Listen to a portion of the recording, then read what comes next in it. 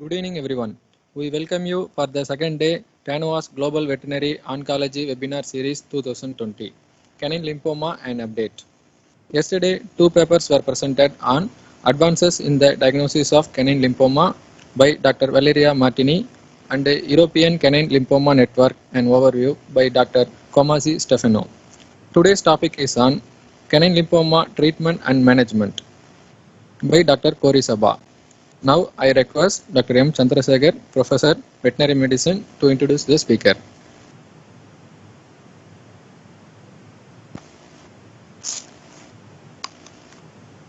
Good evening. Dr. Saba graduated with the DVM in the year 2002 from Louisiana State University, School of Veterinary Medicine, Baton Rouge, Los Angeles.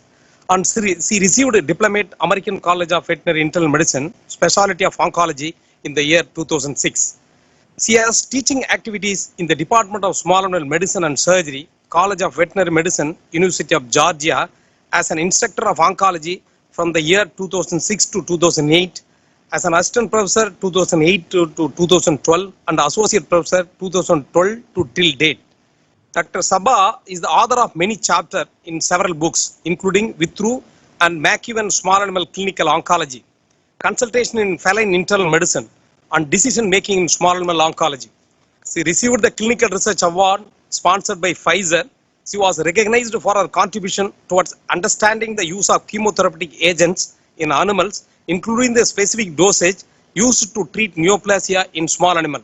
Dr. Saba was also recognized for an evidence-based paper on the use of dexarazoxane for treating doxorubicin extravasation, a rare complication from administration of chemotherapy.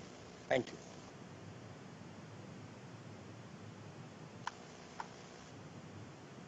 Over to Dr. Saba, and it is all yours. We are waiting to hear for your lecture.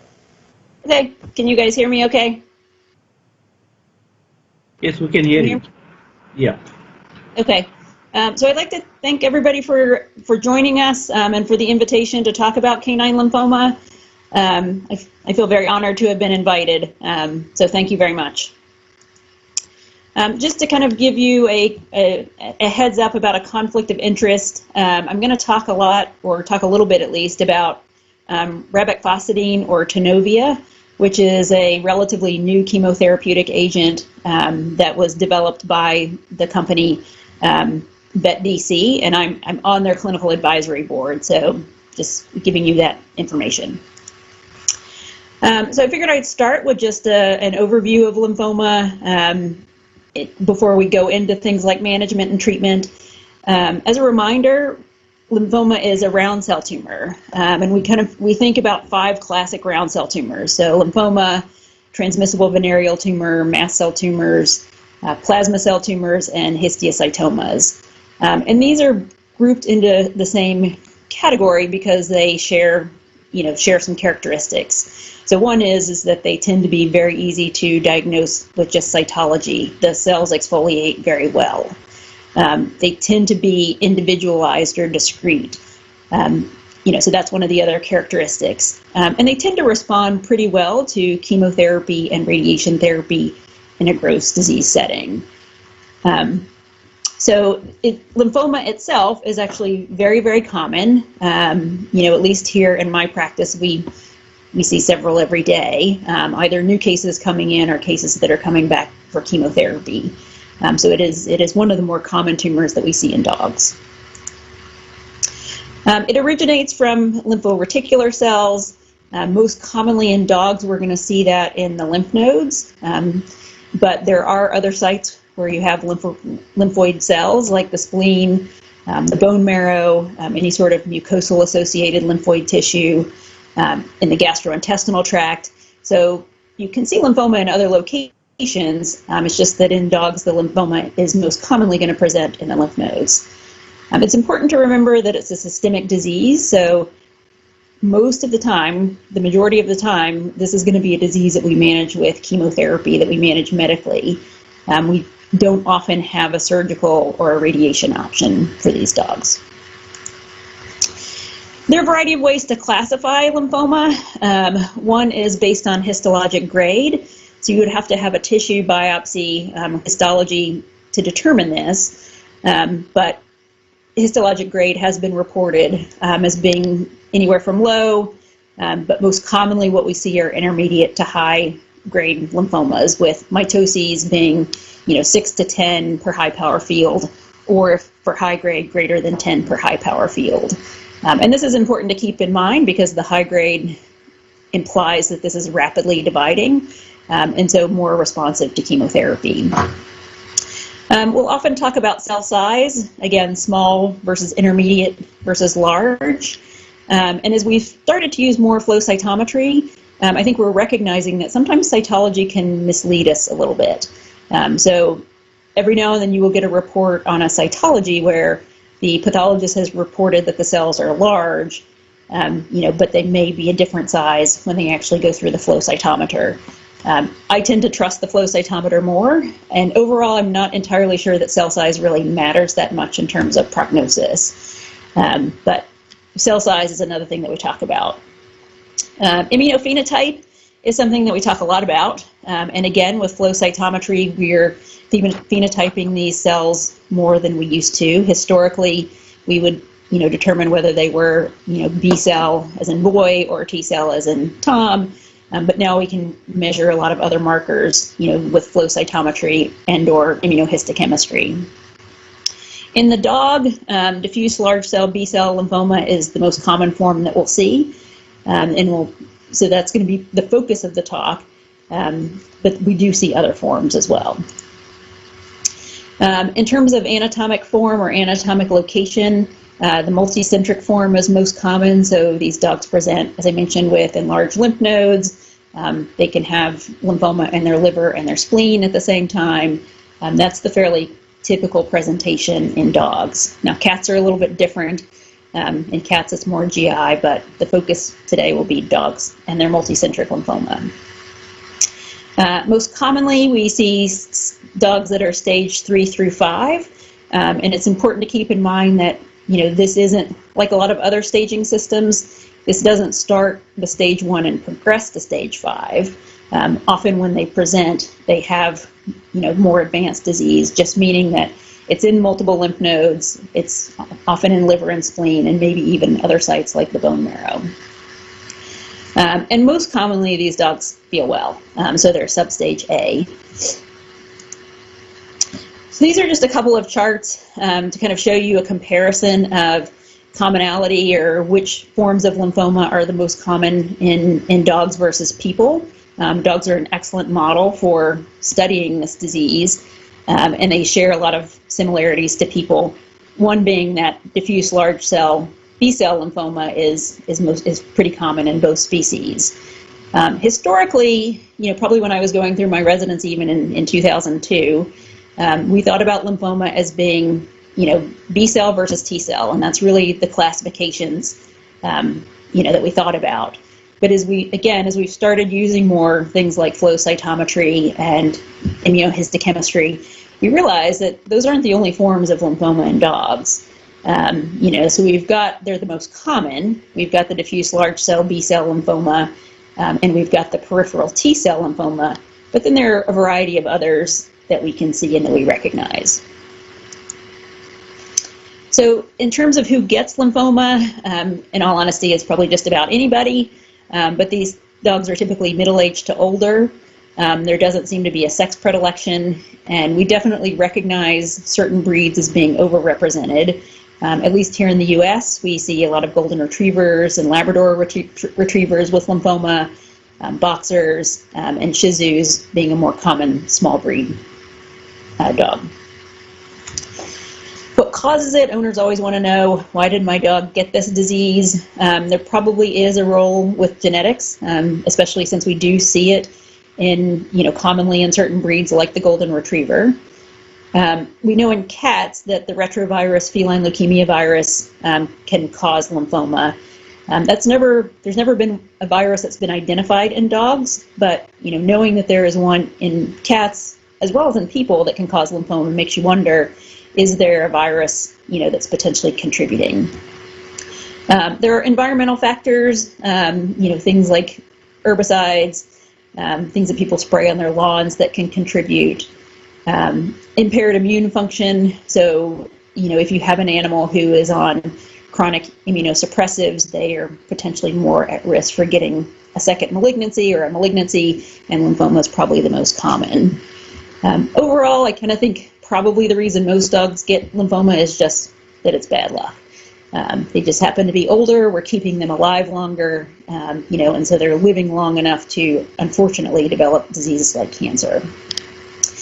And here's an example just to kind of show you the size of these lymph nodes. This dog, it says mandibular lymph nodes, so I tell my students all the time, these aren't subtle findings. These are lymph nodes that you can see, you can see and you can get your fingers around.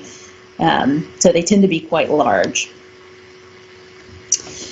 I like to call these dogs the happy dogs with lumps, meaning that the presenting complaint is usually that the owner was petting the dog under the chin. Maybe you're doing a good physical exam on the dog as part of its yearly exam and you notice the lumps. The dog went to the groomer and the groomer noticed the lumps, which the lumps being enlarged lymph nodes. But otherwise, if you didn't put your hands on the dog or if you didn't actually see the enlarged lymph nodes, you wouldn't really know there was anything wrong with it. The dog's typically bouncing around the exam room, feels quite well. For the most part, the big clinical sign is that they have these enlarged lymph nodes. They can also have an enlarged liver and spleen. Especially T-cell dogs can become hypercalcemic, and so maybe one of the complaints is polyuria, polydipsia. They can develop uveitis. They can have GI signs, respiratory signs, but definitely the most common presentation is going to be the dog that comes in with enlarged lymph nodes, but otherwise feels well. So typically we will start, to make this diagnosis. I mentioned it's a round cell tumor. It's very easy to diagnose with cytology. It doesn't require a lot of equipment or expertise. You just need a couple of needles, a couple of slides, and a syringe.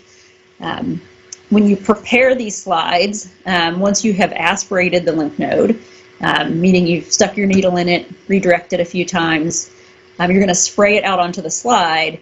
And the important thing to remember is when you're spreading it across your slide, you want to be very gentle. These cells can be fairly fragile, so the gentler you are with them, the better sample you'll get, meaning you won't break a lot of the cells. Now, I personally think it's almost impossible to make a cytology without breaking some of the cells, but ultimately what you want to do is you want to look at one of your slides to say, will my pathologist have enough intact cells to be able to evaluate what this is? Because that's a big frustration with cytologic diagnoses is, a lot of the cells get broken, the pathologist can't tell you exactly what they are because they are all broken, and then you become frustrated because you get back a non-diagnostic answer. So one of the tricks there is, if you just stain a slide, look at it before you send it off, that can definitely help with a lot of headaches. Because if your cells are broken or your slide's not good, you can make another one while the dog's still standing there. So this is what I'm talking about with broken cells. You can see that there's just this streaming chromatin. There's some fat in the background. Really the only way that a pathologist would be able to recognize these as being from a lymphoid organ are the lymphoglandular bodies that you'll see. But really, they can't make any assessment of cell size, or what these cells are. So if your entire slide looks like this is an example where you would want to go back, aspirate another lymph node, or, aspirate the lymph node again, make another sample, and just be a little gentler.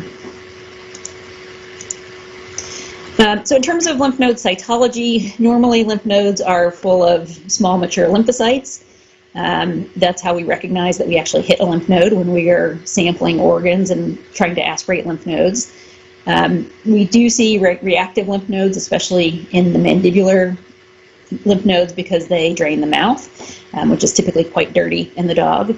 Those tend to be a little bit more heterogeneous in that you can have large lymphoblasts, small lymphocytes. I personally think that the plasma cell is the hallmark of the reactive lymph node, and so if I see those, that's usually a tip-off to me that even if I've got some lymphoblasts there, that probably this is more of a reactive lymph node than lymphoma. With lymphoma, it depends on the pathologist that you talk to, but typically the majority of your cells, anywhere from 50 to 90+%, are going to be those large cells, those large lymphoblasts. So just to give you an idea, typically the micrometer on the slide that they will use to determine cell size is going to be a neutrophil. So you can see this neutrophil here and compare it to this cell next to it, and you can see that this cell is is much larger. And if you look around, you can estimate that the majority of these are larger than that neutrophil. So they would be classified as, as large cells, large lymphocytes or lymphoblasts.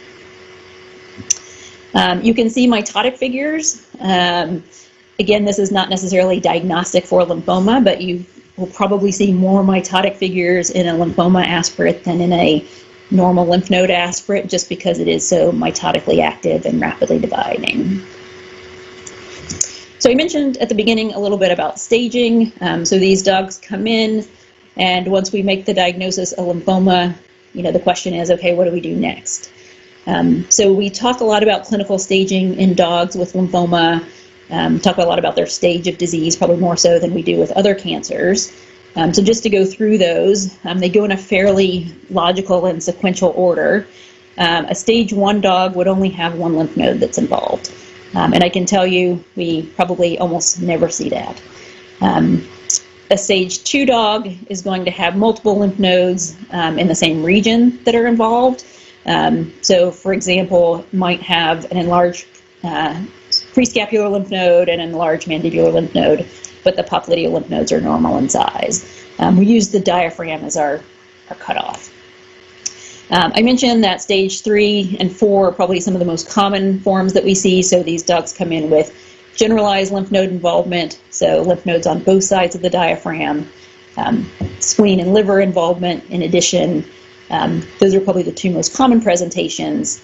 And then for stage 5, I like to argue that the classic 5 is when the lymphoma is in the blood or the bone marrow. However, we tend to lump extranodal sites into a stage 5. So, for example, if you had a dog that had come in with generalized lymphadenopathy, but also had uveitis, that dog would automatically be a stage 5 because the lymphoma in the eyes.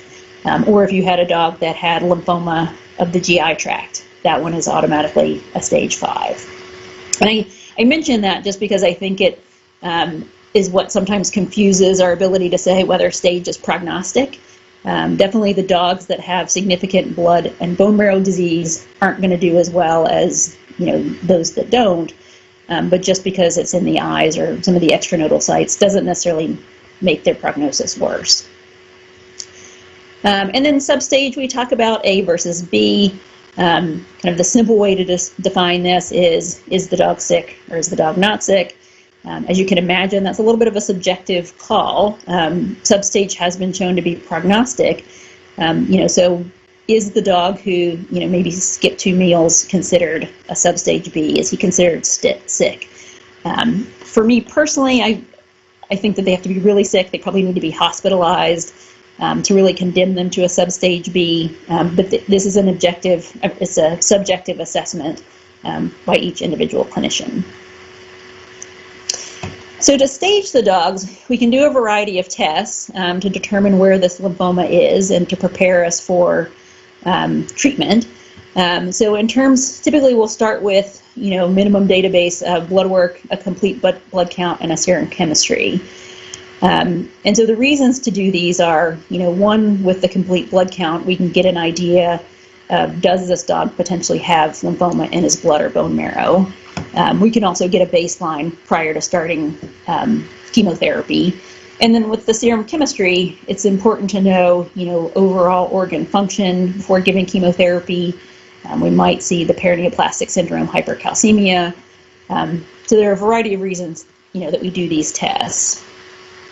Most of the time, they're going to be normal. And that's important to remember because it's not uncommon for clients to come in and say, my dog just had blood work 2 weeks ago and it was all normal and now you're telling me it has cancer. Well, it probably still has normal blood work.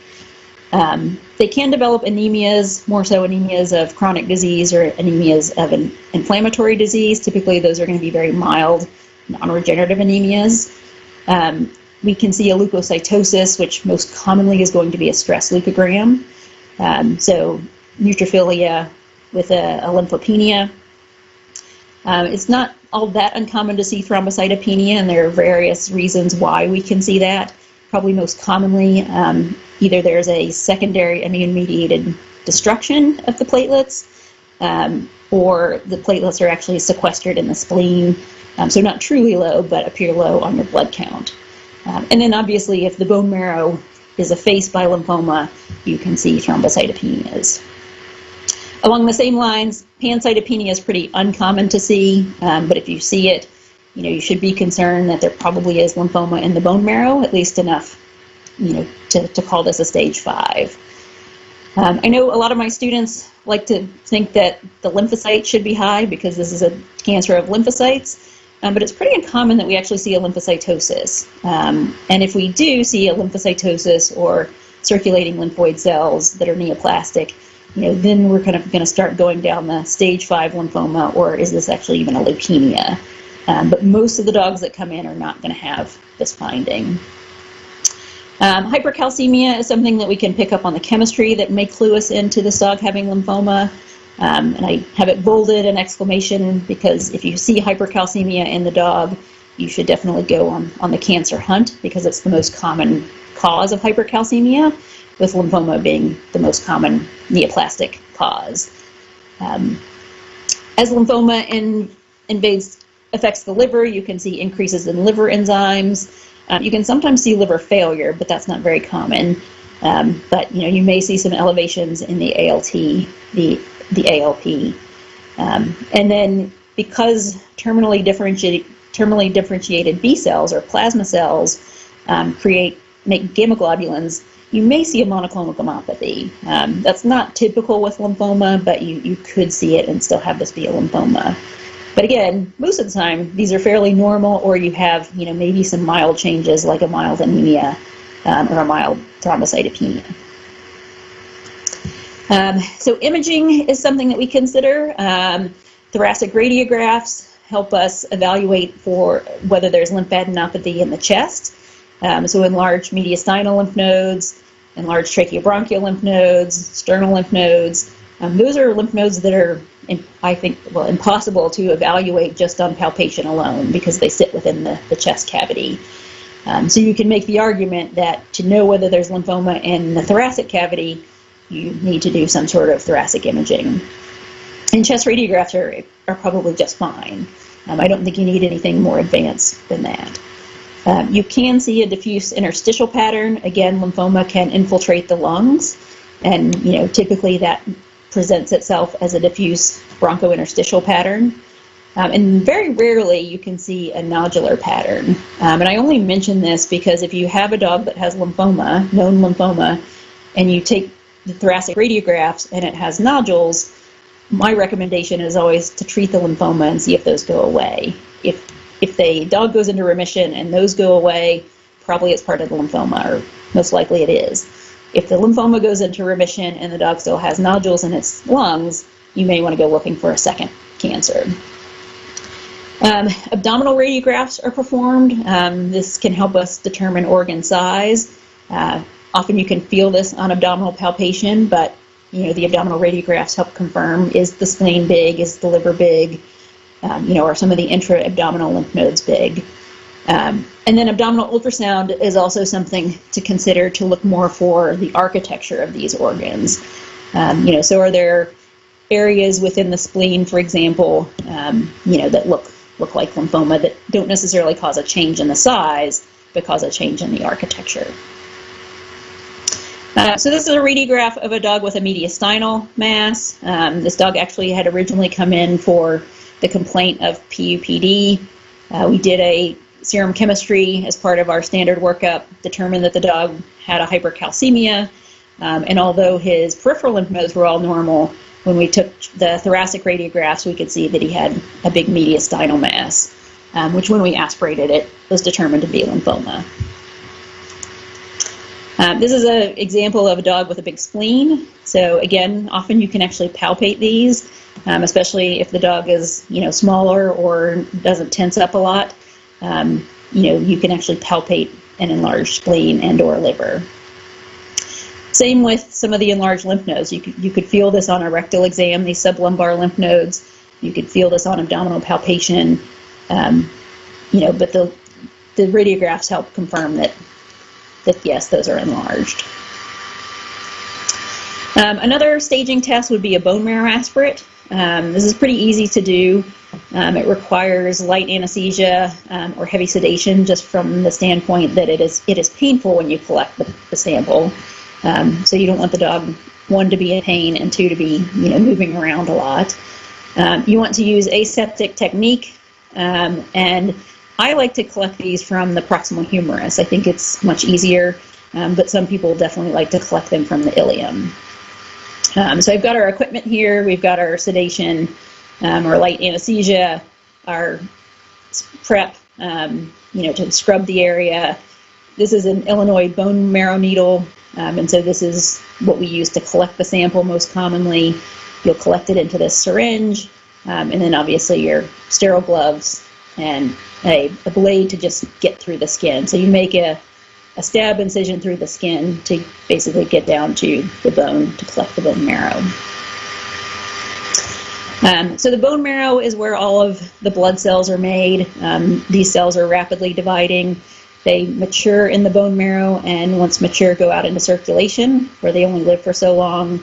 But you can see here, there are a variety of different stages of cells here and types of cells. So, we've got an immature granulocyte here. This one's probably a little bit more mature granulocyte. We've got an immature red blood cell here, a more mature neutrophil. So I mentioned immunophenotyping, and probably the big question that we have is this a B-cell lymphoma or is this a T-cell lymphoma, especially if we believe that this is a large cell, high-grade lymphoma, because that is probably one of our most important prognostic factors. There are a variety of ways of determining which immunophenotype it is. Ultimately, it's going to determine what the lymphoid lineage, what the neoplastic population of cells expresses. As I mentioned, you can do this a couple of different ways. One is that you can, if you have tissue samples, let's say you've removed the lymph node for histopathology, the pathologist can actually apply immunohistochemical staining to those tissues to determine, whether it's a B-cell lymphoma or a T-cell lymphoma. So you don't have to collect additional samples if you've already actually, say, removed the lymph node. Some labs will do it with cytology. So the same way you prepared your cytology for diagnosis, you can send in some unstained slides, and the pathologist or the lab can apply immunocytochemical staining to determine whether they're B or T cell. Probably most commonly, and I would guess that Dr. Martini talked about this yesterday, is cytometry. And with this, it's relatively easy. There are usually a laundry list of markers that they look for, a variety of T-cell markers, a variety of B-cell markers. And so most commonly, flow cytometry, at least, is what I use. And really all it requires is that you collect some additional aspirates of that lymph node.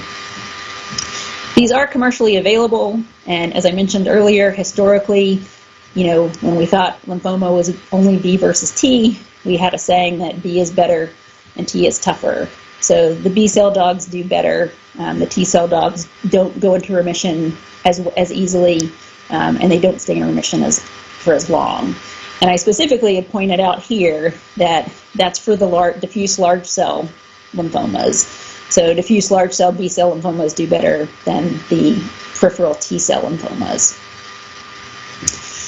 And I mention that because, as we are starting to recognize that it's not just B versus T in dogs, we're recognizing that rule doesn't always apply. So one example would be what's called a T-zone lymphoma. And this is actually a better form of lymphoma for dogs to have, and you would diagnose this, typically based on your flow cytometry. These dogs have an indolent clinical course, so they can live with these big lymph nodes sometimes for months to years without really having them cause a problem. It's not as common as the peripheral T-cell lymphoma, which is the more aggressive form, but definitely, we see it, and I think we're diagnosing it more and more as we use things like flow cytometry. And one of the characteristics of a T-zone lymphoma is that it's going to lack CD45 expression. So when you get your flow results, that'll be one of the things that the person interpreting it will look at to determine, is it a T-zone lymphoma. The golden retrievers, at least in the U.S., are definitely overrepresented. It's interesting because that was not found in Europe. So I don't know if we just have a bad set of golden retrievers over here, but definitely overrepresented in the U.S. We see it in Shih Tzus, we see it in boxers. So there are some breeds that are overrepresented, and typically these dogs will have a very similar presentation to the dogs with the more typical lymphoma, like the diffuse large cell B cell. They come in and they have enlarged lymph nodes. You may see a lymphocytosis in the blood, and it's often difficult to determine whether it's a T-zone lymphoma versus a more aggressive form of lymphoma without the aid of flow cytometry. As I mentioned, these dogs live for a long time, often years, even just monitoring them. They don't all need chemotherapy. I tend to be very conservative with starting chemotherapy in them because I have seen that they can, live for months to even years with a good quality of life. The lymph nodes are enlarged, but they're not affecting their quality of life, and that's even without chemotherapy. And it's kind of interesting that there does seem to be an increased risk of Demodex in these dogs for whatever reason. I don't know if it probably has something to do with an impaired immune system, just having cancer, but definitely for the T-zone lymphomas that has been recognized. I'm not going to spend too much time on this because I think probably Dr. Martini covered it yesterday, but since I'm talking a lot about flow cytometry, I'll give you an idea of what we're talking about. Basically what we're doing is we're collecting cells and separating them into a single cell suspension. And the machine has a laser beam that passes through it, and ultimately what it's going to determine is there fluorescence emitted from these cells, so what kind of stains are there. It's going to tell us cell size. As I mentioned, I think that this is more believable or more objective than, say, just a cytology assessment. And then can also tell us the complexity of the cells. So when you're looking at these, it ranges from, something as small as a erythrocyte, all the way up to more immature blood cell. Again, it'll plot based on granularity. So, the agranular erythrocyte or lymphocyte all the way up to the mature neutrophil. And then it basically will give you a scatter plot that gives you an idea of how granular in relationship to what size these cells are. I mentioned it's pretty easy to collect these samples. You're just going to collect a lymph node aspirate the same way that you did for your cytology. It's worth definitely confirming that the dog has lymphoma before just submitting for flow. You'll put the cells into a flow media and then submit the samples, and I'll go through that a little bit in a minute. And then what the flow cytometer, what the lab is going to do is they're going to apply special stains that tell us, for example, is this a B-cell lymphoma that expresses CD20? Is this a T-cell lymphoma that expresses CD3? And these aren't the only two antibodies that they'll use, but just the ones in this example. And then they separate the cells, and ultimately you get the size of the cells and can determine, which of the cells express the different antibodies. So in this example, you can see that these larger cells are actually staining positively for anti-CD21, which is a B-cell marker. We still have some normal lymphocytes in this population, so we do see a few smaller T-cell lymphocytes, which are probably part of the normal population that's still there. And then ultimately, you're going to get a flow diagram or a flow plot that's going to tell you, again, cell size and granularity, and what percentage of cells are there. And so this shows us that, most of our cells that are large are expressing CD21. We do have a smaller population of normal CD3 positive T cells, but overall, this would be diagnostic for a B-cell lymphoma. It's nice because it's minimally invasive, so you don't have to have tissue to actually determine what this is. As we do it more and more, I think it helps aid in the diagnostics, our prediction of prognosis, response to treatment. As I said, I don't know that we necessarily even recognize that dogs got T-zone lymphoma until we started doing more flow cytometry. The disadvantages is it does add to the cost of the workup. You don't get any idea about architecture of the cell, of the lymph node, without a histopath diagnosis. And you do have to have a certain number of neoplastic cells to actually make it, to have it be a helpful sample. But there are a variety of things that you can submit. It doesn't just have to be lymph nodes. You can collect samples from other organs, from masses. If you have lymphocytosis in the blood, you can flow those. Same with the bone marrow and with body cavity effusions. CSF is a little bit harder because you do need a higher cell count per volume. But if you had a dog that you suspected had lymphoma of the CSF that had a lot of lymphocytes in the CSF, you can flow that. As I mentioned, the sample collection is pretty easy. You do need live intact cells. And so these cells I mentioned that they are fragile, period, but they are also fragile with a short lifespan outside of the body. So ideally, we like to collect the samples and either ship them overnight, or at most within a day or two, because really the cells will not live beyond, a day or two in that flow media. You want to keep the samples refrigerated. That kind of helps prolong their life, and as I mentioned, ship overnight. The media that we use is pretty easy to make right in your clinic. It's a 0.1 ml of canine serum. If this is a canine flow that you're collecting, if it's a feline, then you want feline serum. It doesn't have to be from the same dog, but it has to be from the same species. And then a ml of saline. And this helps, prolong the viability of the cells, keep them alive, longer than if you were to just put them in saline alone. You want to definitely gently flush these cells into the media so not to disrupt them. And then our pathology service actually has a website, that you can go to see about sample collection. There's a frequently asked questions section. So if you wanted to do this, you could get some more information there.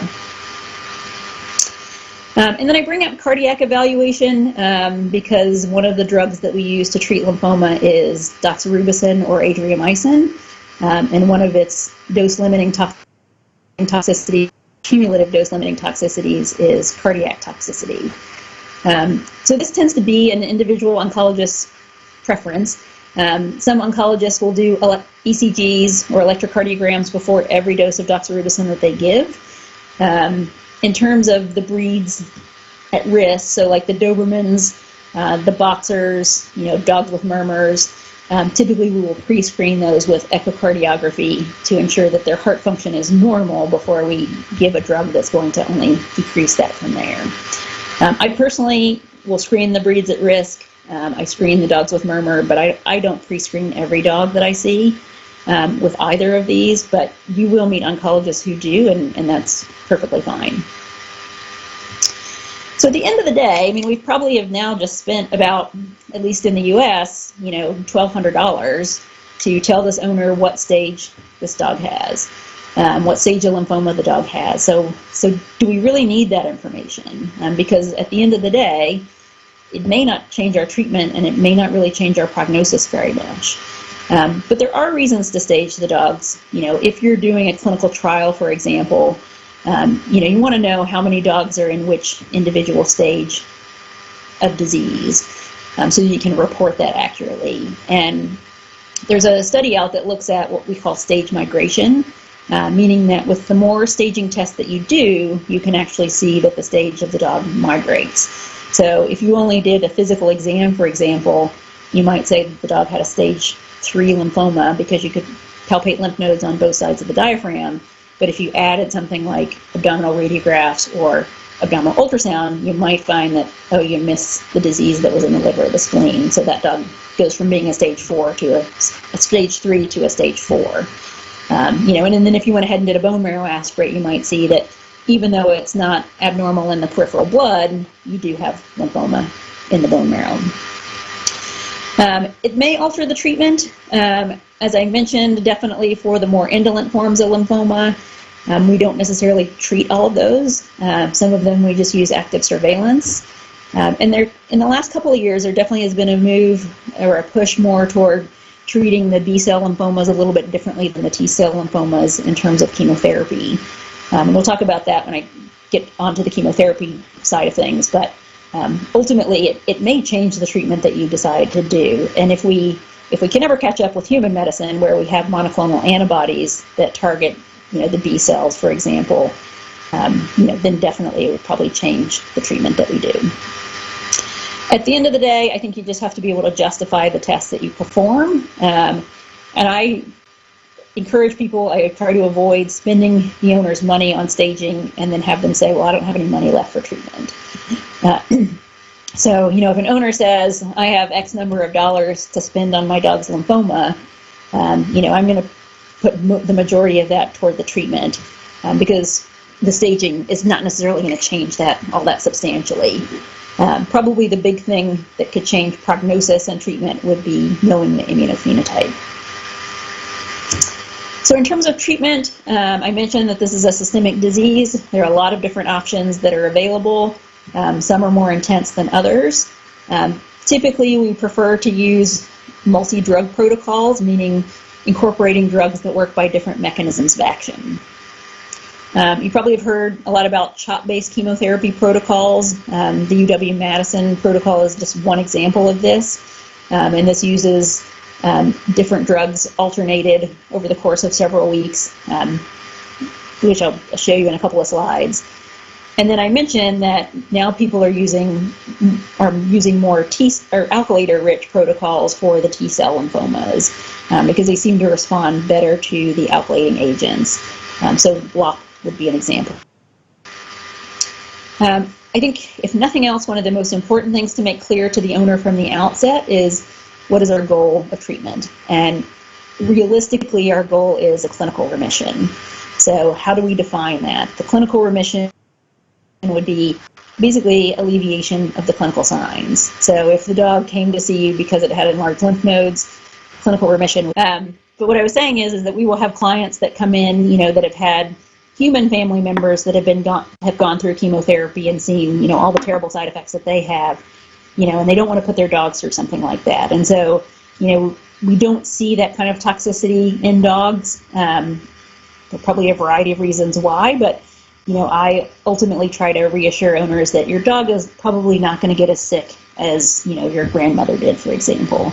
And if your dog does get that sick, then we probably need to back off on the doses, because our primary goal in these dogs is how do we improve their, quantity of life while maintaining good quality of life.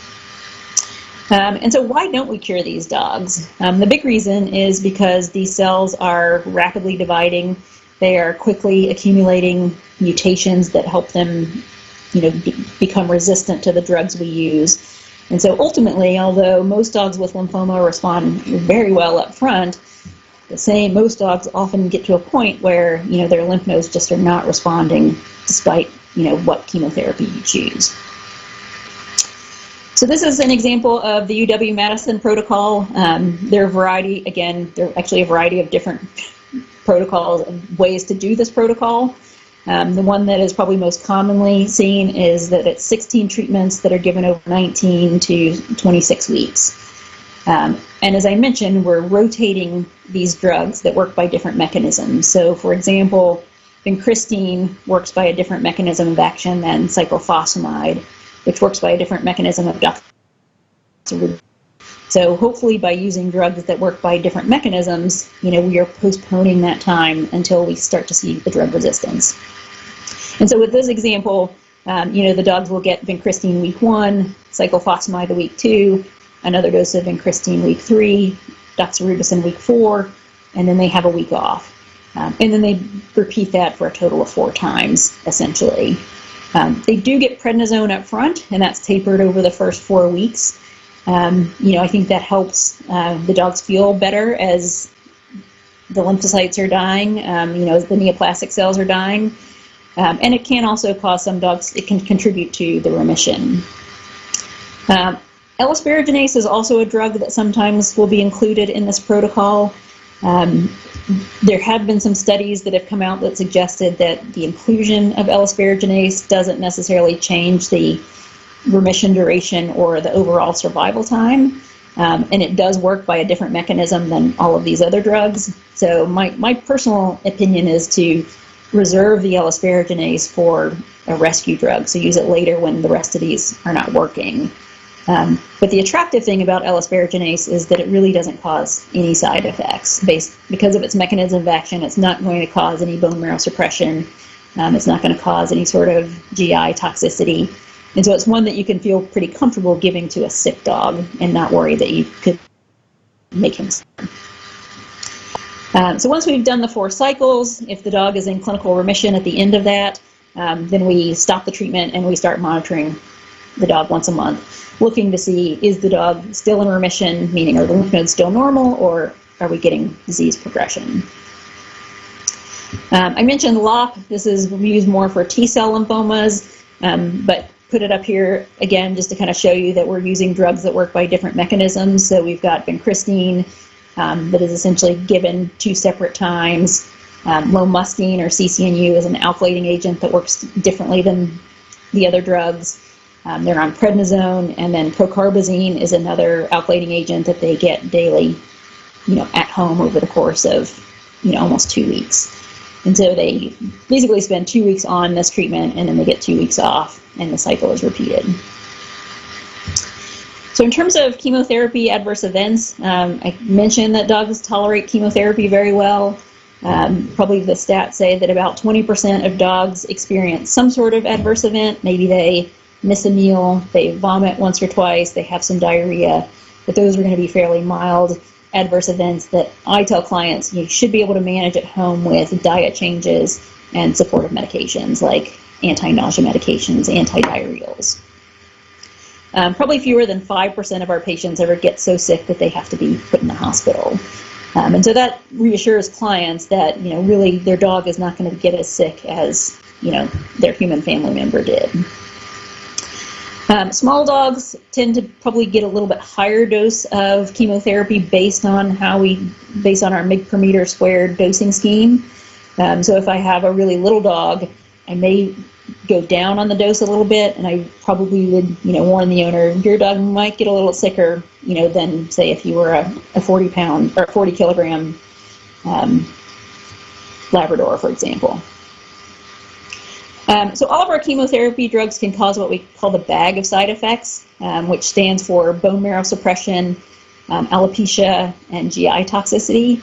And the reason we see these are because chemotherapy targets rapidly dividing cells, and this is where rapidly dividing cells are found in the bone marrow, in the GI tract, and then if they have hair in the hair follicles.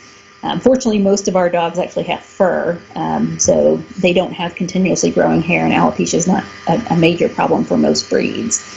But all of these drugs can potentially cause this bag of side effects just because they're targeting multiple rapidly dividing cells.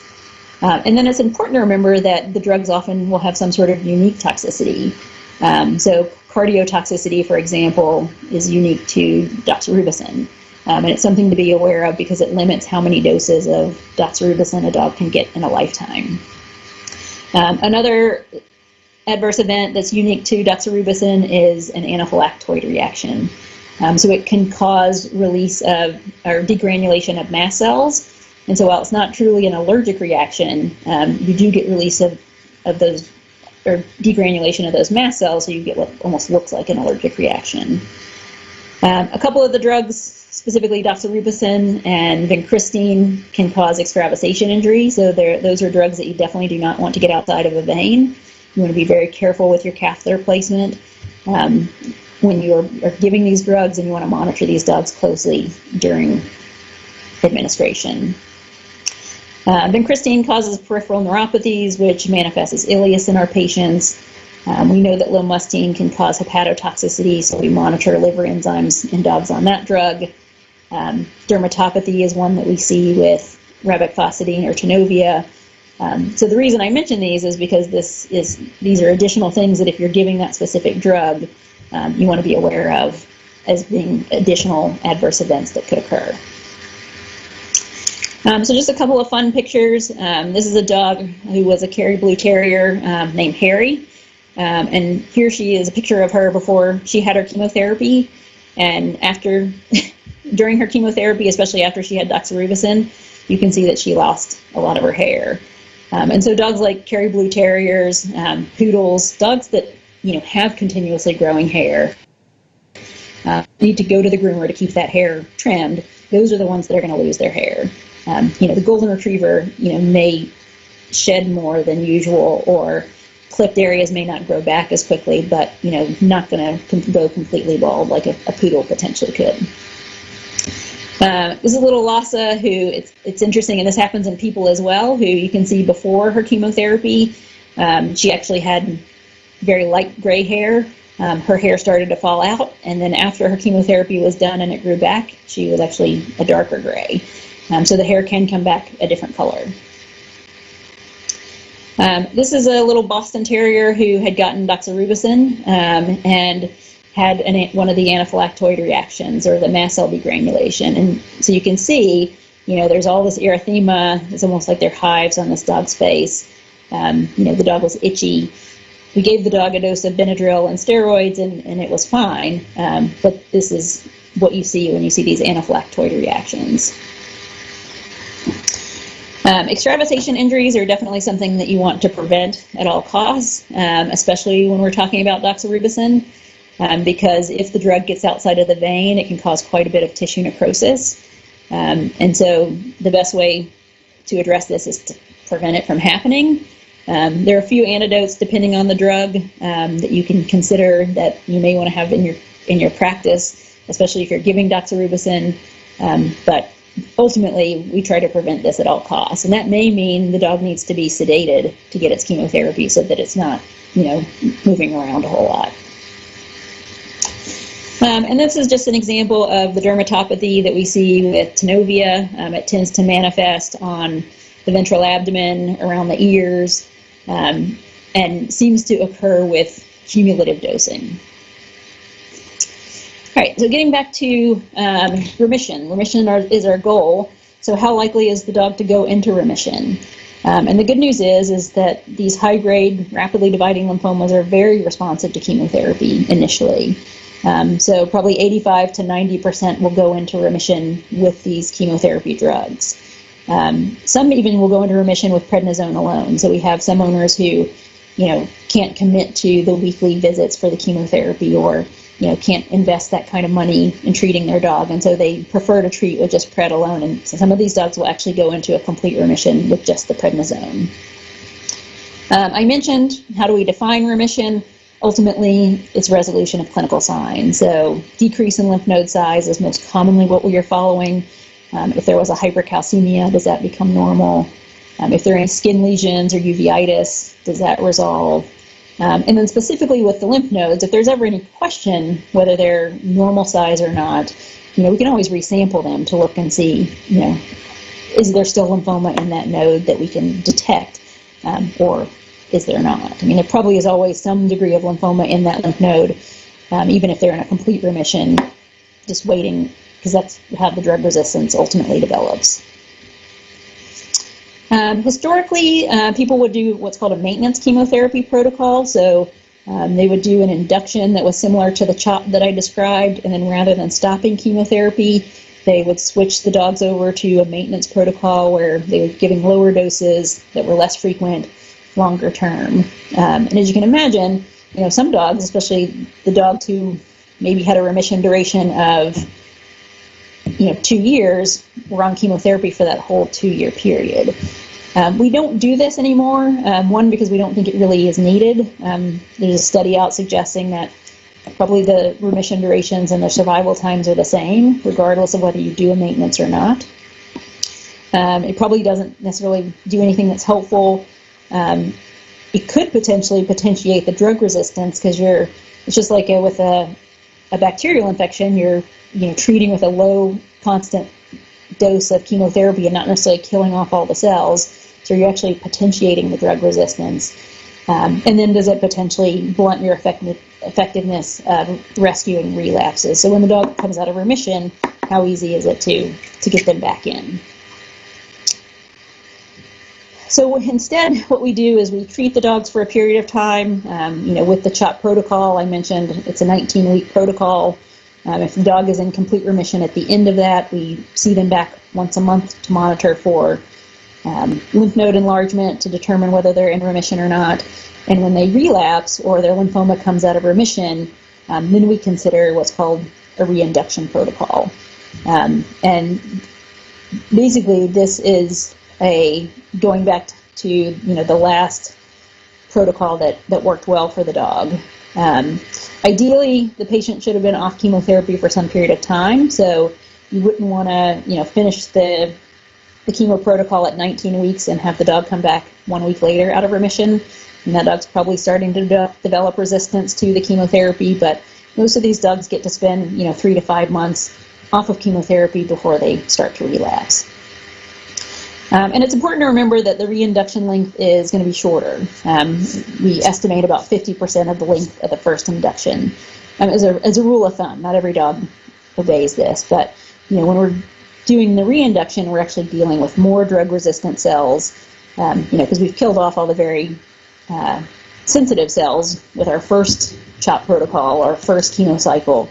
Now we're dealing with the cells that didn't really respond as well to those drugs. So what about prognosis? In terms of median survival time for dogs, I like to say that a good walking around number to have is dogs that have combination chemotherapy with doxorubicin. It's about a year, and that's going to be longer for T-cell dogs than it is for the T-cell dogs. But what I will tell clients is not knowing anything else about your dog. I don't know whether it's B or T-cell yet. If we do one of the combination multi-agent protocols that includes doxorubicin, we're probably looking at about a year on average, or as a median. And some owners will hear that, and that's enough for them to treat. And some owners will hear that it's only a year and that we're not going to cure the dog, and that's enough for them to decide not to treat. So again, I think it's an important thing to make clear at the outset. We think that doxorubicin or adriamycin is probably one of our best drugs for lymphoma.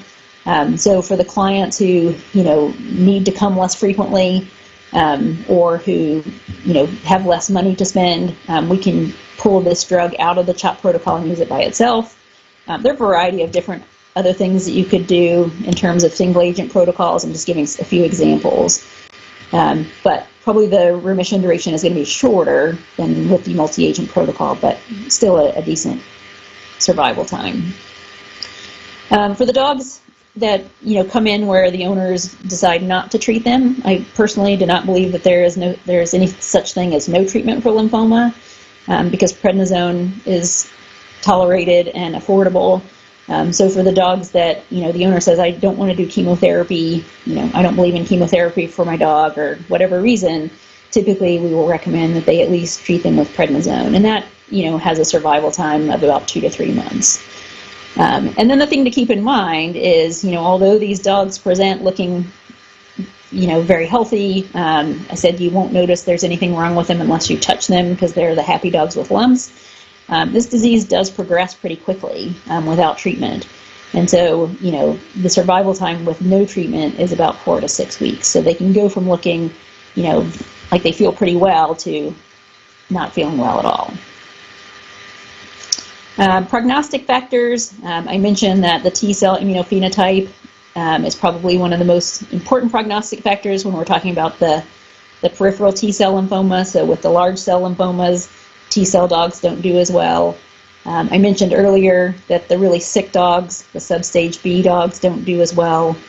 The reason I put a question mark by stage 5 is what I touched on earlier, which is, because we include extranodal sites in the classification of a stage 5. So the dog that has uveitis automatically becomes a 5. I think that we've lost our ability really to predict prognosis based on stage. If we talk about just the dogs with a classic stage 5, the dog that has the bone marrow involvement, the dog that has significant blood involvement, those dogs probably do worse or have a worse prognosis than the 3s and the 4s. But just because you're a stage 5, because you have involvement in your eyes, I don't think makes the dog do any differently. Pre-treatment with prednisone is something that we also talk about, and this is important to keep in mind because the thought is that prednisone actually increases the expression of the multi-drug resistance gene, which we'll talk about in a few slides, making the dogs more resistant to chemotherapy. And so, I tell my local veterinarians that if you have a dog with lymphoma, I'd rather see it sooner rather than later, and it's better not to start the prednisone before we see the dog. If the dog is already on prednisone, it doesn't mean that we won't treat it. With chemotherapy, it doesn't mean that it won't go into remission. But ultimately, if we can wait on the prednisone until we start the chemotherapy, that's ideal.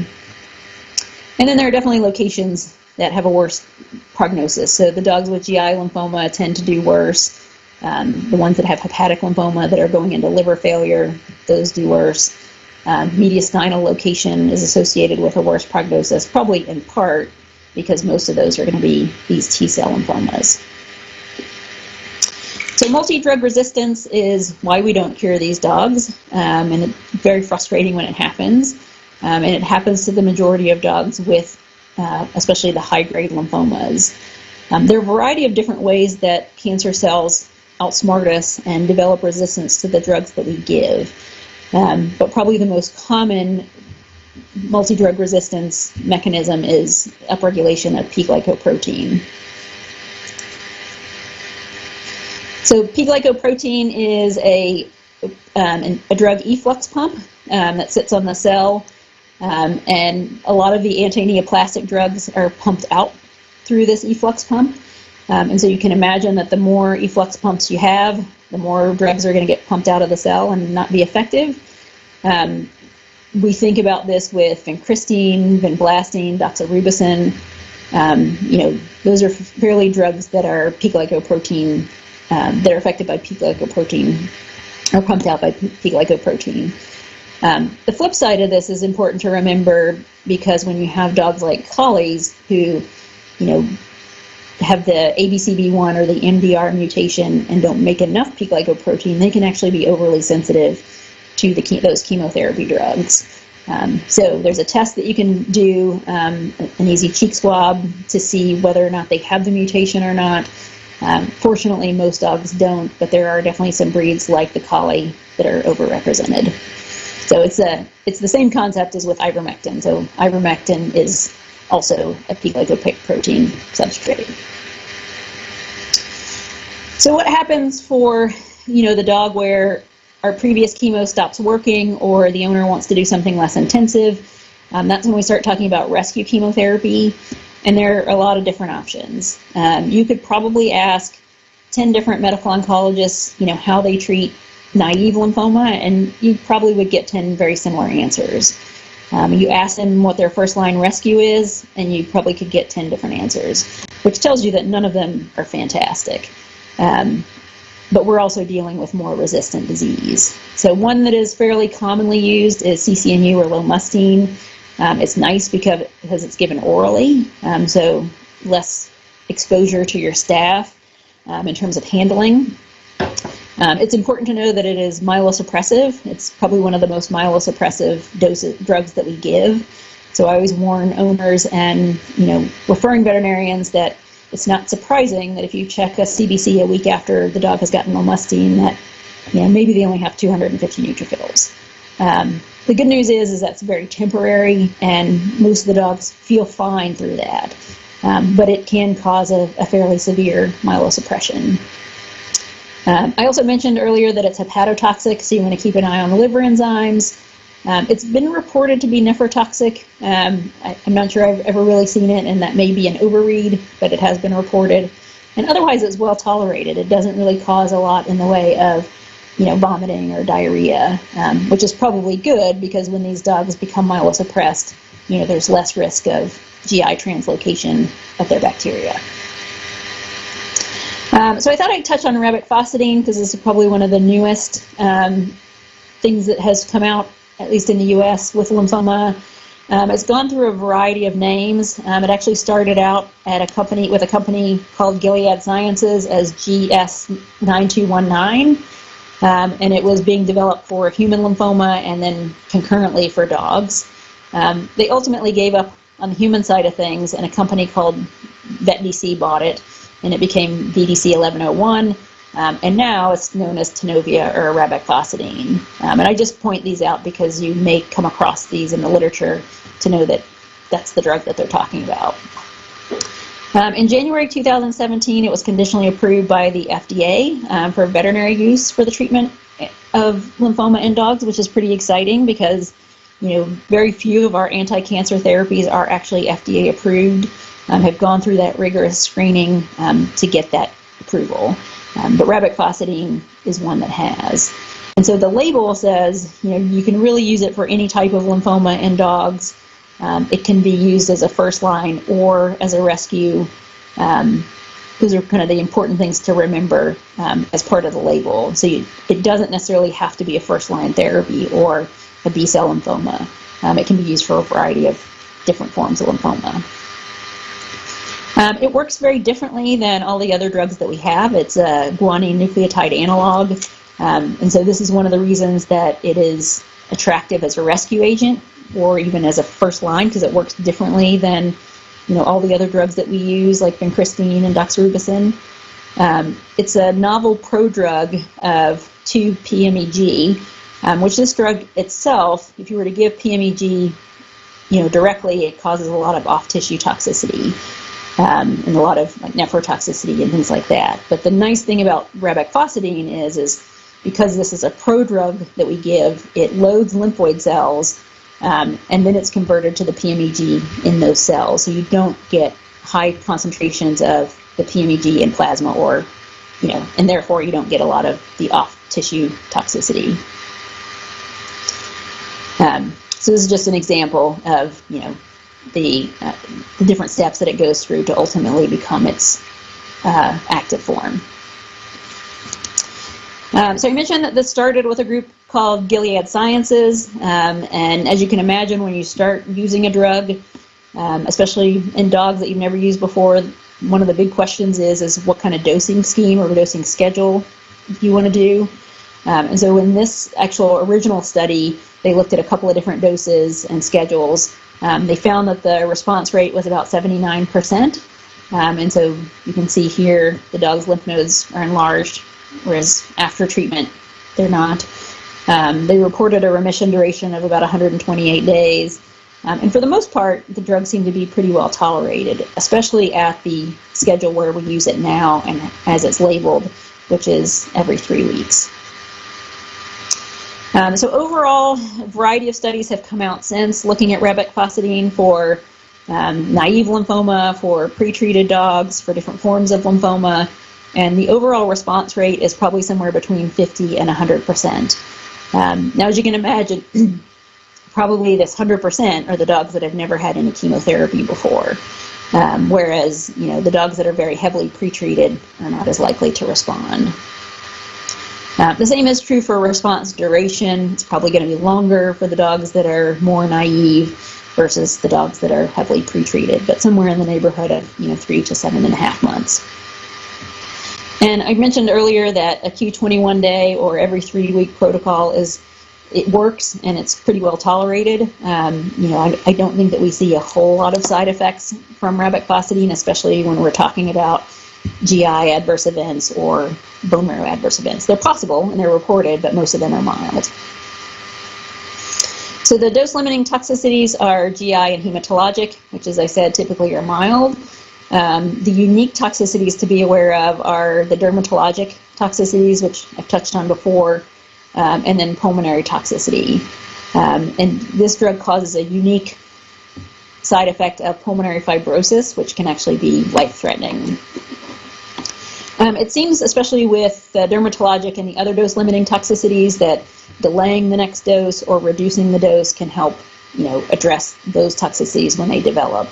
Unfortunately, with the pulmonary toxicity, once we see it, there's often not a whole lot that we can do. So to talk about those a little bit more specifically, otitis and dermatopathy, as I mentioned, it seems to be a cumulative dose thing after multiple doses. And what we see is anywhere from erythema and alopecia to, hyperpigmentation, hair, ulceration of the skin. It kind of depends on how severe it is and how long it's been going on.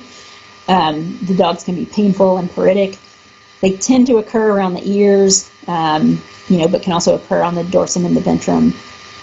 And as I mentioned, some dogs just get a very mild form of dermatopathy where their skin just becomes hyperpigmented. But if you were to have a dog that comes in with, some mild signs of dermatopathy from rabiphosidine, and you were to proceed with the next dose without adjusting the dose level, you are likely to see progression of that dermatopathy.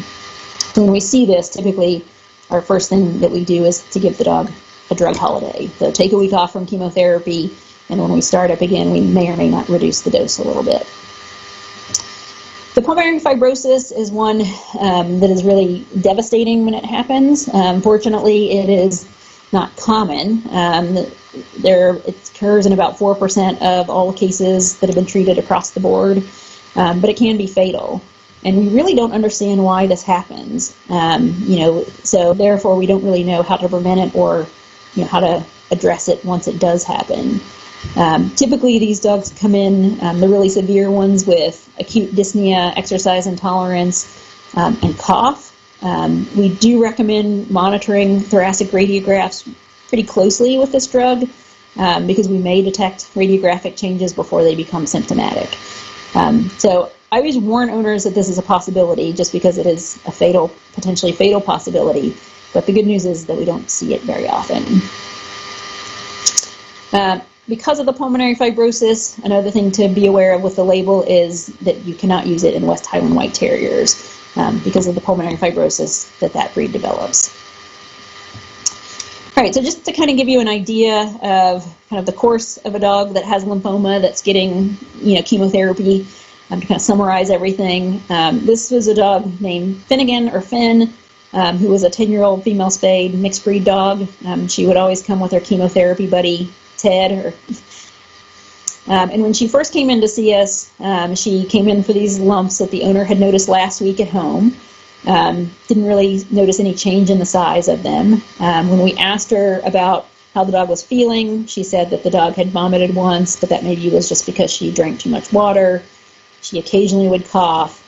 Other than her preventative, she wasn't on any medications. She hadn't been anywhere in terms of a travel history.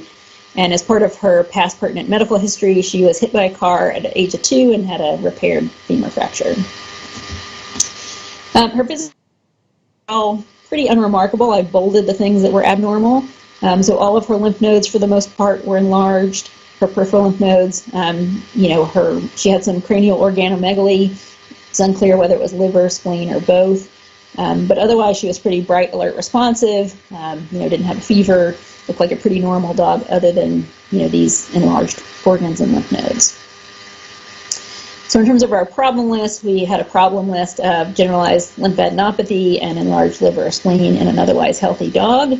And so when we see that, our top differential should always be lymphoma. You can have infectious agents that cause similar signs, but the dog shouldn't be feeling well, or shouldn't be afebrile. So lymphoma should definitely go to the top of your differential list when you see this. So we aspirated one of her lymph nodes and ultimately confirmed the diagnosis of lymphoma.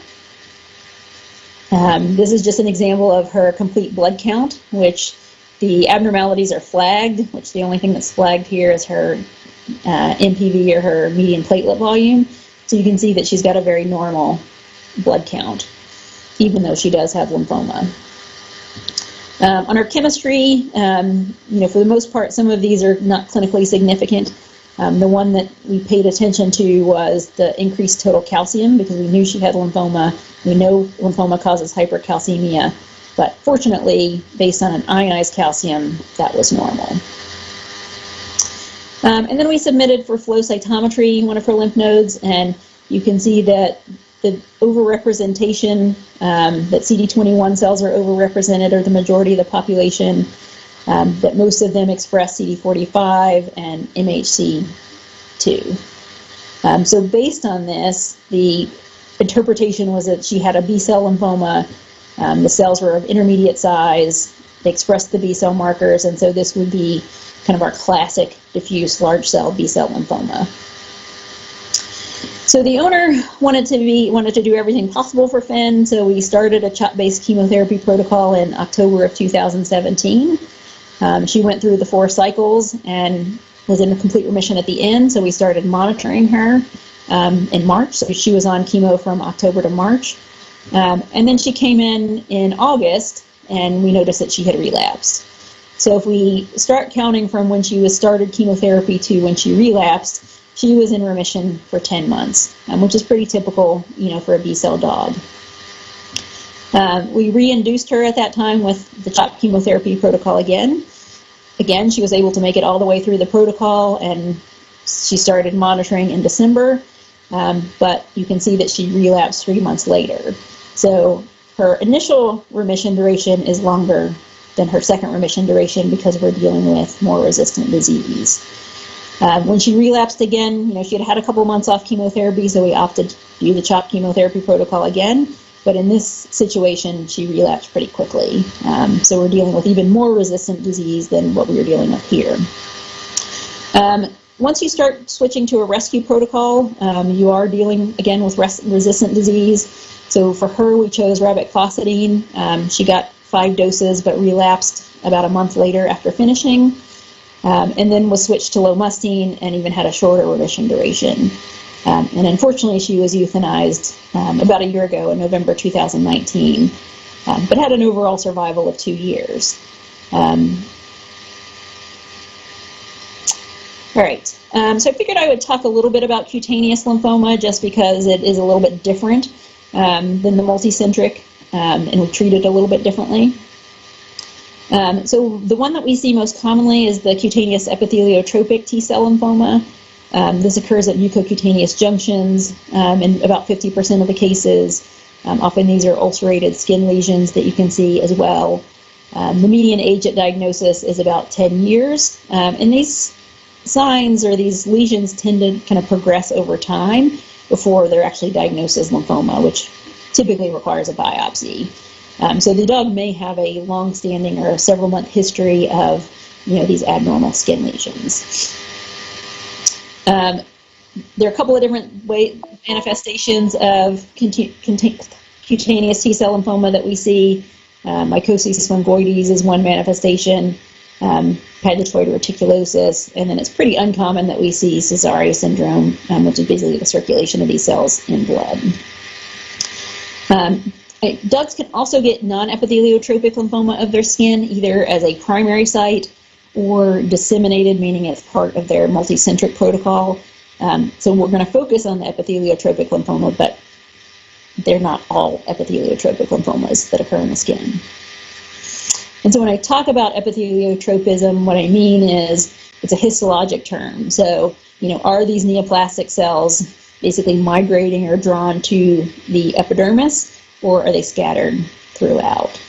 So this would be an example. These are epitheliotropic lymphoma cells, whereas, down here this would be a non-epitheliotropic lymphoma. So the clinical signs, they can have diffuse erythema. Some of them just have scales, and crusts. They can be hyperpigmented. They can have mass-like lesions. So this dog had a fairly diffuse presentation. Here's an example of one of his masses. He had them around his anus, and then probably even this area up here that was just alopecic and crusty. That, if we biopsied that, that was probably part of the disease process as well. So the reason I mention this separately is because we treat this differently than we treat our other more typical lymphomas. Most people will reach for lomustine as their first-line agent, and there seems to be a response rate of about 80%. Unlike the more typical lymphomas, most of those are going to be partial responses, meaning the dogs get better, but the lesions don't resolve completely, although some can. And these remission durations or response durations typically last, for a couple of months. So this is just a case example. This dog was named Memphis. He came in with these lesions that had been biopsied as epitheliotropic lymphoma. He was originally started on just prednisone because the owner didn't think she wanted to treat the dog. And you can see we have some improvement. He's a little bit less erythematous. Things are looking a little bit better, but we do still have lesions that are present. And then once we started the chemotherapy, the lomustine, these lesions really started to dry up nicely.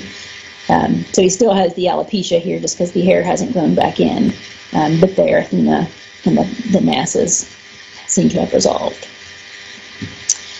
So just quickly before we finish, other forms of lymphoma, we do see gastrointestinal lymphoma, fortunately uncommonly in dogs because it tends to be a more aggressive form of the disease. It's usually in the small intestine. It can cause vomiting, diarrhea, anorexia. It causes a protein-losing enteropathy, or a malabsorptive disease, so these dogs are losing weight. And unfortunately, it has a fair to poor response to treatment. So the survival times for these dogs, is probably in the neighborhood of, 4 to 6 months even with treatment, just because they don't respond as well as the multicentric dogs. I mentioned mediastinal lymphoma earlier. About 40% of these dogs will have an elevated total blood calcium or an elevated ionized calcium. And so, it's one of the reasons why if a dog comes in with the complaint of PUPD, even if his peripheral lymph nodes are normal, it's worth taking chest radiographs on those dogs to determine, is there lymphoma in the mediastinum, because that is very well what could be the cause of the hypercalcemia. And then there are others. Honestly, lymphoma can occur just about anywhere. It can be primary in the eyes. We can have spinal lymphoma. It can occur in the brain, other sites of the CNS. But as I've said multiple times now, by far, the majority of these dogs are going to present with multicentric lymphoma. They're going to have the enlarged peripheral lymph nodes and otherwise feel pretty well. And that is it. I'm happy to take any questions that anybody might have. Saba, thank you very much for your excellent updated presentation. And the first questions I would like to ask, is there any correlations? You actually, reduce the PowerPoint. Stop sharing. Put it down. Yeah. Take it down. Minimize it. Stop sharing it. Okay. Thank you. So first, I would like to start with my questions. Is there any correlation of hemoproteasome diseases and the occurrence of lymphoma, canine lymphoma? Protozoal diseases and lymphoma. There have been some case reports in the U.S. About, at least heterobilharzia is one that we see here that has been associated with lymphoma. I'm sure that probably if we investigated further, we may be able to determine a connection, but, there's not a clear-cut connection between the two. Yeah, thanks. Another question from K. Nagarajan. The incidence of lymphoma in puppies. Typically when we see, so the question is about the incidence of lymphoma in puppies. Typically when we see very, very young dogs with a lymphoid malignancy, it's going to be more of an acute lymphoblastic leukemia, which unfortunately is a very aggressive form of the disease that, has a poor prognosis. Most of the dogs, if it's, the younger age dogs are going to be, that have classic lymphoma are going to be, 2 to 3 years old, or the more younger dogs, but it's not very common to see true lymphoma in puppies. Yeah. Next question is, using steroid, will it affect the morphological features of tumor cells? Using what? Steroids, prednisolone. Oh, so using steroids, I mean, it potentially can mask your diagnosis of lymphoma. So, because the lymphoma cells are actually responsive to the steroids, you can potentially mask your diagnosis and change not necessarily the morphology of the neoplastic cells, but, kill off enough of them that you don't recognize them cytologically to make the diagnosis. Can you tell me about the surgical approach for canine lymphoma? The what approach? Surgical approach. Oh, the surgical approach. So surgery really is going to have a limited role in the treatment of lymphoma. So, and the same with radiation therapy. Those are going to be more localized treatments. And, because this lymphoma most commonly is a systemic disease, that's why we don't use things like surgery and radiation very commonly.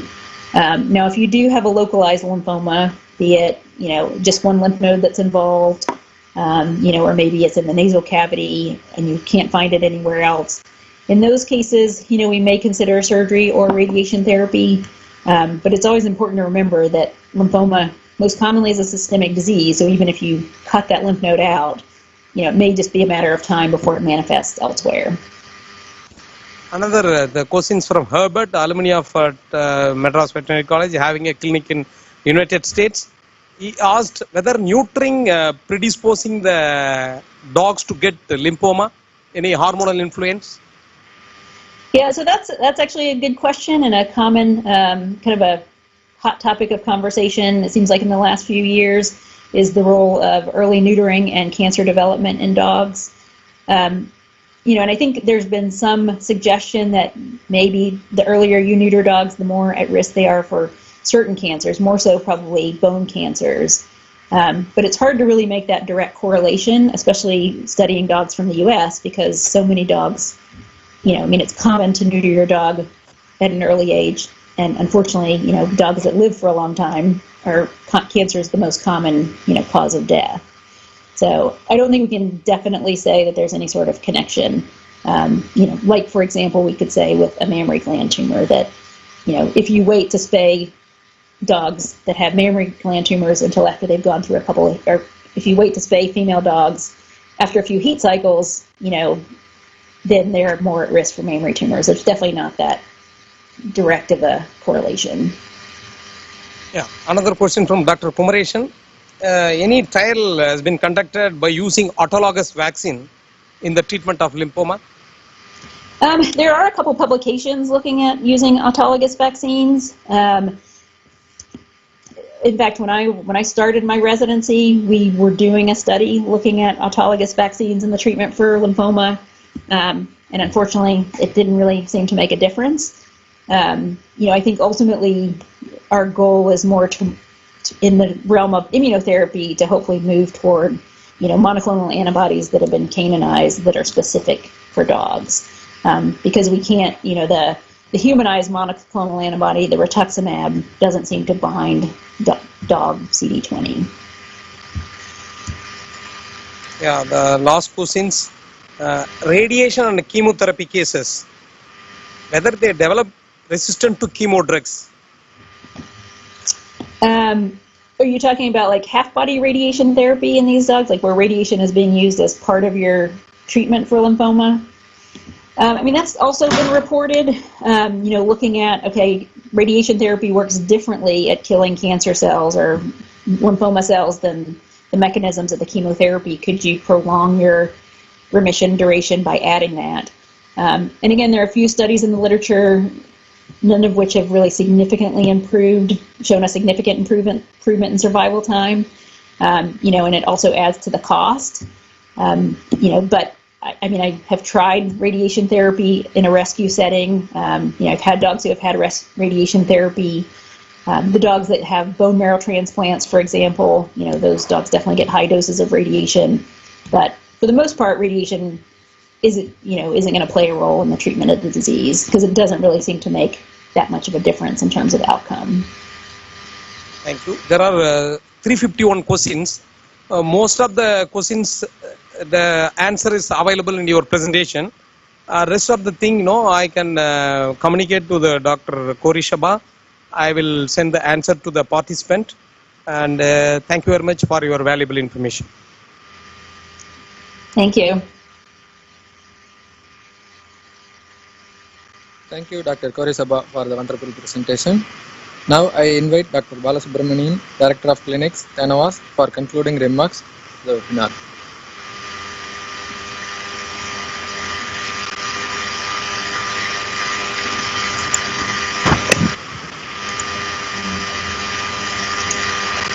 Greetings, Dr. Kori Saba. At the outset, I have to appreciate the lecture. It was very interesting, informative, and of course very impressive. I think you have covered all aspects, starting from the basic etiology, the diagnosis, and the treatment approaches. So I think that you have given a good lot of messages, take-home messages. So just briefly to tell, the first one is starting from your slide preparation, because normally the clinician never does that, because it goes with the technician. But the way you said that how the aspirate has to be gently spread over the slide, otherwise it can result in broken cells, and which can become non-diagnostic. So this is one take-home message which people can take, because many may not follow, because in an urgency or without knowing, unknowingly people can do this mistake, a minor mistake which can be very expensive. And of course, regarding the staging, you have given the how the staging 5 stages are being arrived, and regarding the CBC and the serum chemistry, wherein though there are other features with which you tell, like anemia, leukocytosis, thrombocytopenia, pancytopenia, maybe increased liver enzymes, but the most important which you have highlighted is hypercalcemia. So that is another thing, like, because at the end of your lecture you have made a mention that cases where you have hypercalcemia or increased levels of calcium, so definitely they should go for a chest radiograph.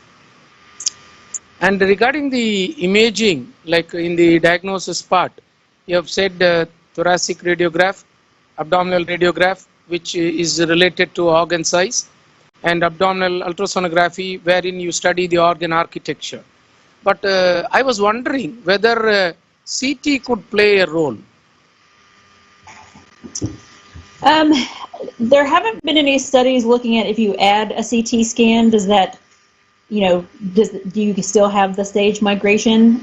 We definitely see that if you only do abdominal x-rays, that once you add abdominal ultrasound, you may find lesions that you didn't miss. So I would assume probably the same is true for CT scan. But with lymphoma being more of a, change in organ size, CT probably would be a little bit of an expensive imaging modality to choose from the standpoint of giving you information that you don't necessarily need. But I suppose in a perfect world, yeah, things like CT or even PET CT, would be ideal. Okay. And coming to the immunophenotyping, you said B is better, T is tougher. And the most important thing, the highlight is that you said that people should not, or the clinician should not take much time on staging, because it becomes very expensive and leaves the owner no other choice to go for treatment. So that part is also an interesting feature which you mentioned. And regarding the treatment, you have given all treatment like multi-drug protocols, the CHOP-based protocol, University of Wisconsin Medicine, and the most important, the treatment, the Rebecfocidin, the first line of therapy. So this, you mentioned that in cases which there is failure or relapse, this gives almost 79 or 80% response, because the adverse effects are very minimal, and if at all it is there, it is self-limiting. And you made a mention that overall response is around 50 to 100%, and the median response duration is 3 to 7.5 months. But my thing is like you said, this drug is recently approved by FDA, probably in 2017, if I'm correct.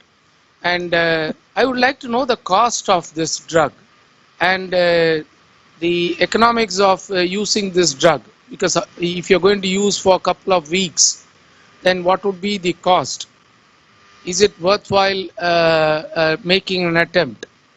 And since this is a new product, whether it is available in other countries, whether there is provision for importing such drugs. So this aspect maybe later you can send through email, so that we'll have some information on those aspects. And finally, you ended up with the cutaneous lymphoma, wherein you have mentioned about lomustine chemotherapy, and you have also covered the other forms of lymphoma, the most common, the gastrointestinal, which stretches the entire small intestines. And here also you made a mention, because whether it is going to be a general lymphoma or going to be a cutaneous lymphoma, what I understand is that there is going to be elevated blood calcium. That it's going to be, I'm sorry. Elevated blood calcium. Not necessarily with the cutaneous lymphoma. Probably where we see the elevated blood calcium most commonly is going to be in the dogs that have peripheral T-cell lymphoma. Not all of them will have it, but if they have it, lymphoma should be on your list. And then the mediastinal lymphomas. Probably the other site where we see it is bone marrow lymphoma.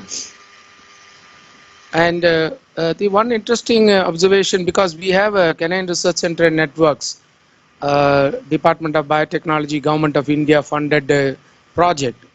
That's a huge project in which we are having one sub-project on this lymphoma. And Dr. Chandrasekhar and Dr. Thirumurugan are involved in that.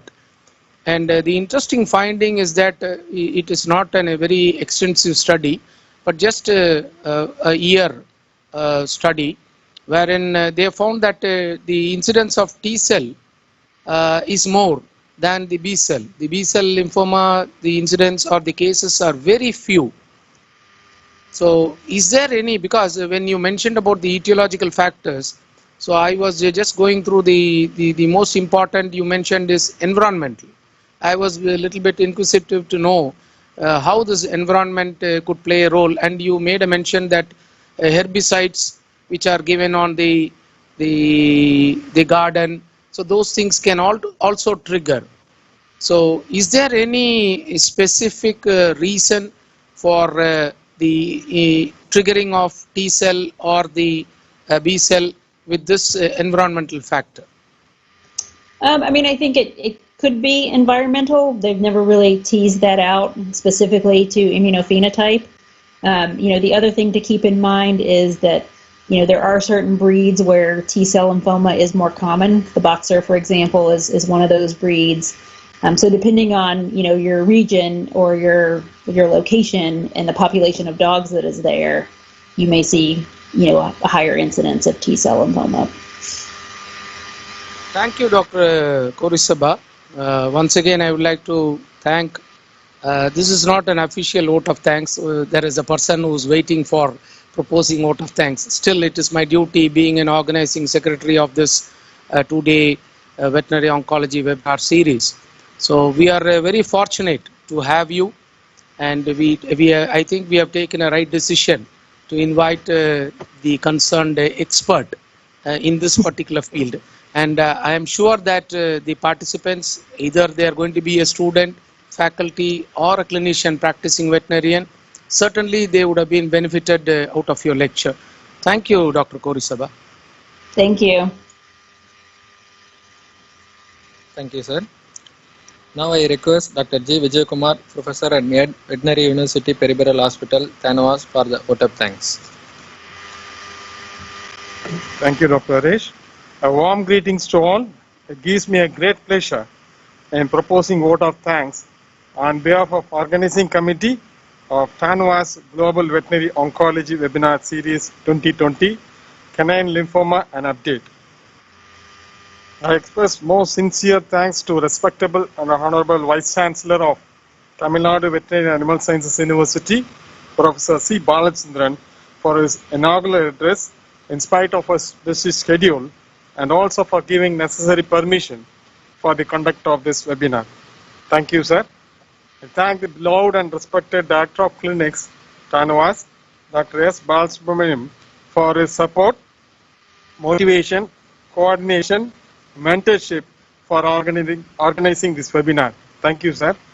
It gives me immense pleasure to extend the thanks to international speakers, Dr. Valerie Martini, Department of Veterinary Medicine, Milan, Italy, Dr. Comasi Stefano, Department of Veterinary Medicine, Milan, Italy, and Dr. Korisaba, Associate Professor of Oncology, Small Animal Medicine and Surgery, College of Veterinary Medicine, University of Georgia, USA, for sharing their experience and knowledge on canine lymph. Thank you very much. At this context, I should make a special mention and thanks to Dr. P.S. Mohan Kumar, Professor, Regenerative Bioscience Center, University of Georgia, for supporting us in identifying the speaker, Dr. Saba. Thank you, Professor Mohan Kumar. We thank Mr. P. Karnanidhi, Vice President, and Dr. Santosh Shinde, AGM Marketing of Alembic Pharmaceuticals, for their technical support and providing uninterrupted platform between the audience and the speakers. Thank you, sir. We thank the Dean, faculties of all the constituent colleges of TANUVAS for their support. We also thank the Dean, Madras Veterinary College, and Dean, Faculty of Basic Sciences, for providing conference hall, and deputing faculties and staff for their technical support and smooth conduct of the webinar. Thank you very much, sir. I'd like to extend my thanks to the students, academicians, and practitioners from India and abroad for their active participation, support, and very good interaction. I extend my thanks to Dr. Vimal Rajkumar and Dr. Tirunavukarasu for their technical support. I thank the co-organizing secretaries, Dr. K.G. Tirumurugan, Professor Ed, Zoonosis Research Laboratory, TANUVAS, and Dr. M. Chandrasekhar, Professor, Department of Veterinary Clinical Medicine, Dr. Aresh Kumar, Dr. U. Nazima, Dr. Stella Esther, and Mr. Mohan Ram, Accounts Officer, for their coordination and support in smooth conduct of this webinar. I thank Professor Ed, Department of Animal Husbandry Statistics and Computer Application, and Professor Ed, Department of Animal Husbandry Extension and Bioengineering Section, for their technical support. I also thank Mr. Tangaraj, Mr. Saravanan, and Mr. Manoj Kumar for their support. Last but not the least, I thank everyone who has supported directly or indirectly for the smooth conduct of the webinar. Thank you, one and all.